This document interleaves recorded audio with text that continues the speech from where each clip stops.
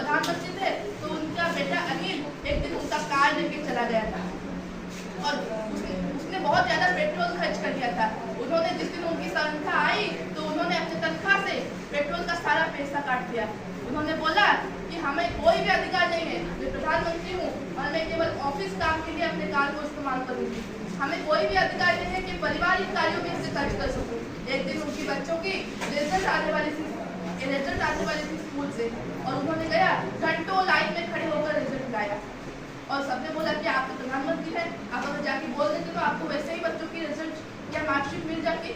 तब उन्होंने बोला कि मैं प्रधानमंत्री हूँ अपने ऑफिस पर, लेकिन यहाँ बाहर आने पर ही मैं अपने बच्चों का बाप हूँ और बच्चों के बाप होने के नाते उनके लिए जो भी बोझ सहना पड़ेगा मैं सहूँगी।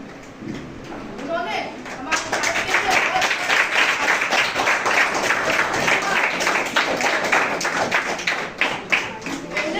प्रधानमंत्रियों ने जवानों के ऊपर इतना ज्यादा खर्चा नहीं किया। उन्होंने वो ही पहले प्रधानमंत्री थे, उन्होंने जवानों के ऊपर बहुत ज्यादा खर्चा शुरू कर दिया और बोला कि हमें गोला बारूद बनाना है, हमें सब कुछ बनाना है। और उसके बाद 1965 में पाकिस्तान आकर भारत में आक्रमण किया और बोला कि मैं सुबह की चाय लाहौर में पीऊंगी और रात का खाना दिल्ली में खाऊंगी। लाहौर की तब के प्रधानमंत्री ने बोला था।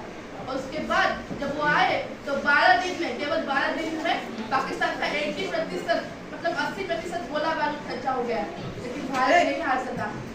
उसके बाद पाकिस्तान चला गया अमेरिका के पास हाथ जोड़ने के लिए कि भारत को बोलिए कि वो हमको छोड़ देगा। तब भारत के प्रधानमंत्री थे लाल बहादुर शास्त्री जी। उन्होंने बोला कि हमारा कोई कसूर नहीं है, अगर कोई हमारे ऊपर आक्रमण करेगा तो सुबह का सूर्योदय नहीं देख पाएगा।